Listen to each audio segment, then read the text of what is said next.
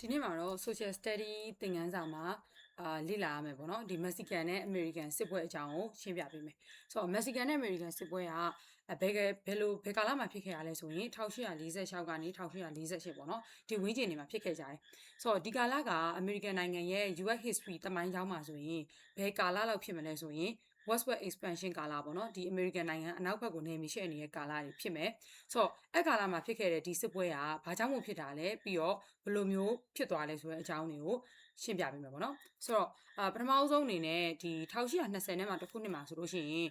မက္ကဆီကိုဆိုတဲ့နိုင်ငံရှိရပေါ့နော်ဒီမက္ကဆီကိုဆိုတဲ့နိုင်ငံကဒီစပိန်ကနေပြီးတော့သူကလွတ်လပ်ရေးရခဲ့တယ်ပေါ့ဆိုတော့ဒီမက္ကဆီကိုကိုမသိခင်မှာအရင်ဆုံးရှင်းပြပေးချင်တာကဒီပေါ့နော်အမေရိကန်နိုင်ငံနဲ့နယ်နိမိတ်ချင်းထိစပ်နေတဲ့အကြာတွေကြောင်းနည်းနည်းလေးသိထားသင့်တယ်ပေါ့နော်ဆိုတော့အမေရိကန်နိုင်ငံရဲ့ဒီမြောက်ဘက်မှာဆိုလို့ရှိရင်ဒါကနေဒါရှိရပေါ့နော်ဒီတောင်ဘက်မှာဆိုလို့ရှိရင်တော့ဒါမက္ကဆီကိုနိုင်ငံရှိတယ်ဒီအနောက်ဘက်မှာဆိုလို့ရှိရင် Pacific Ocean ရှိပြီးတော့ဒီအရှေ့ဘက်မှာဆိုလို့ရှိရင် Atlantic Ocean ရှိရပေါ့နော်ဆိုတော့ဒါတွေကအမေရိကန်နိုင်ငံနဲ့နယ်နိမိတ်ချင်းထိစပ်နေတဲ့နေရာတွေအဲ့မှာမက္ကဆီကိုဆိုတဲ့နိုင်ငံကလည်းအမေရိကန်နဲ့ဒါအိမ်နီးချင်းနိုင်ငံလို့ပြောလို့ရတယ်ပေါ့နော်โอเคအဲ့ဒီအကြောင်းသိပြီးပြီဆိုလို့ရှိရင်ဒီမက္ကဆီကန်အမေရိကန်စစ်ပွဲအကြောင်းဆက်သွားလိုက်မယ်ပေါ့ဆိုတော့1821မှာဆိုလို့ရှိရင်ဒီမက္ကဆီကိုနဲ့မက္ကဆီကိုကဒီစပိန်ရဲ့လက်အောက်ကနေပြီးတော့သူ independence ရခဲ့တယ်ပေါ့နော်ဆိုတော့လွတ်လပ်ရေးရခဲ့တယ်အဲ့ဆိုအဲ့ဒီမက္ကဆီကိုရဲ့လက်အောက်မှာအစကဘယ်သူရှိနေရလဲဆိုရင် Texas ပေါ့နော်အခုလက်ရှိချိန်မှာဆိုရင်တော့ Texas ကအမေရိကန်ရဲ့ပြည်နယ်တစ်ပြည်နယ်အနေနဲ့သူကရပ်တည်နေရပေါ့နော်ဒါပေမဲ့အရင်ကကြတော့ဒီ Texas ကမက္ကဆီကိုလက်အောက်မှာနေရတာအဲ့တော့အဲ့ Texas မှာနေတဲ့လူတွေကို Texans တွေလို့ခေါ်တယ်ပေါ့နော်ဒါ Texas မှာနေတဲ့ပြည်သူတွေဆိုဒါပေမဲ့သူတို့ကဘာလဲဆိုလို့ရှိရင်မက္ကဆီကိုရဲ့လက်အောက်မှာမနေချင်တဲ့အတွက်ကြောင့်မို့1836လောက်မှာဒီကလဲ independence လုပ်တယ်ပေါ့နော်ဒါဒီမက္ကဆီကိုလက်အောက်ကနေပြီးတော့သူတို့လွတ်မြောက်ဖို့အတွက်ဆိုပြီးတော့သူတို့ကြီးညာတယ်ပြီးတော့သူတို့အနေနဲ့သူတို့ပဲ Republic of Texas ဆိုပြီးတော့သူတို့ကိုယ်ပိုင်အုပ်ချုပ်ခွင့်ရဒေသအနေနဲ့သူတို့နေတယ်ပေါ့နော်ဆိုတော့အဲ့ဒီလိုအချိန်မှာ Texas ကဘသူရှိကိုသွားပြီးတော့သွားပြောလဲဆိုရင်သူတို့နဲ့မက္ကဆီကိုနဲ့အိမ်နီးချင်းနိုင်ငံဖြစ်တဲ့အမေရိကန်ကိုသူကသွားပြောတယ်ပေါ့နော်ဆိုတော့သူ့အနေနဲ့ဒီအမေရိကန်နဲ့ဝင်ကျင်တယ်အမေရိကန်နဲ့ပူးပေါင်းကျင်တယ်ဆိုတော့အဲ့လိုမျိုးထပ်ခါသွားပြောတယ်ဆိုတော့အစပိုင်းမှာတော့အမေရိကန်ကညင်းတယ်ပေါ့နော်ဆိုတော့ဘာဖြစ်လို့လဲဆိုတော့အကယ်လို့ဒါအမေရိကန်အနေနဲ့ Texas ကို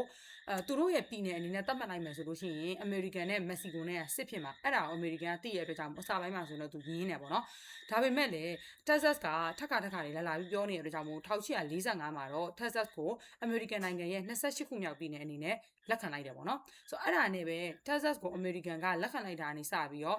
အမေရိကန်နဲ့မက္ကဆီကိုနဲ့ကစပြီးတော့စစ်ဖြစ်ကြတယ်ပေါ့နော်ဆိုတော့အဲ့လိုမျိုးစစ်ဖြစ်တဲ့အချိန်မှာအဲ့ဒီစစ်ပွဲအတွင်းမှာဆိုလို့ရှိရင်တော့ဒီကာလကဒါ Manifest Destiny လို့ခေါ်တဲ့အမေရိကန်နိုင်ငံမှာအနောက်ဘက်ကိုနေမြေရှဲ့နေတဲ့ကာလလို့ပြောလို့ရတယ်ပေါ့နော်ဆိုတော့အဲ့ဒီမှာဆိုရင်ဘယ်သူရှုံးသွားလဲဆိုရင်မက္ကဆီကိုတွေရှုံးသွားတယ်ဆိုတော့မက္ကဆီကိုတွေရှုံးသွားတဲ့အတွက်ကြောင့်မို့သူကစစ်ရှုံးသွားတဲ့အတွက်ကြောင့်မို့သူစစ်နိုင်သွားတဲ့အမေရိကန်ကိုဒီနယ်မြေတွေပေးလိုက်ရတယ်ပေါ့နော်အဲ့ဒီနယ်မြေတွေထဲမှာဆိုလို့ရှိရင်ဒီမှာဖော်ပြထားတဲ့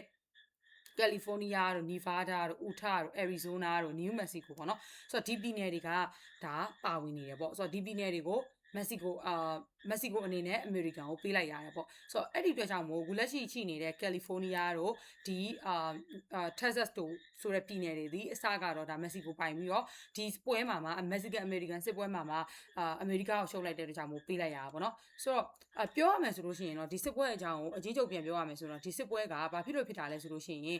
မက္ကဆီကိုရဲ့လက်အောက်မှာ Texas ကမနေချင်တာကနေစပြီးတော့ Texas ကအမေရိကန်နဲ့ကိုဝင်ချင်တယ်အဲ့လိုမျိုးဖြစ်တာကနေစပြီးတော့မှဒီစစ်ပွဲကဖြစ်ခဲ့ကြတာပေါ့နော်ဆိုတော့ဒါကတော့ဒီ Westward expansion ကာလမှာအမေရိကန်နိုင်ငံရဲ့ဒီအနောက်ဘက်ကိုနေမြေရှဲ့နေတဲ့ကာလအတွင်းမှာဖြစ်ခဲ့တယ်ပေါ့နော်မက္ကဆီကန်နဲ့အမေရိကန်စစ်ပွဲအကြောင်းအချင်းချုပ်ပဲဖြစ်တယ်ပေါ့နော်